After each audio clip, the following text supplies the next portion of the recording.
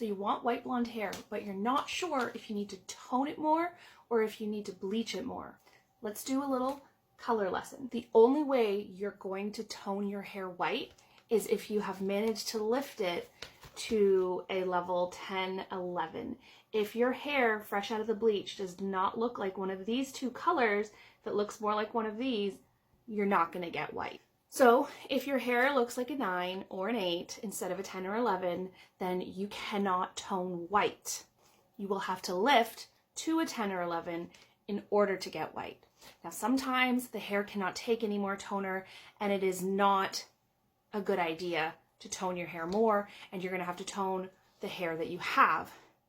When you have a 9 or an 8 or a 7 or a 6, what you need to do is tone at the level that you lifted to.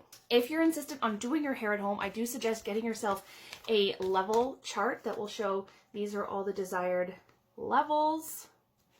These are the underlying pigments that come along with those levels. So this is most likely what it's going to look like when it's bleached with nothing on it.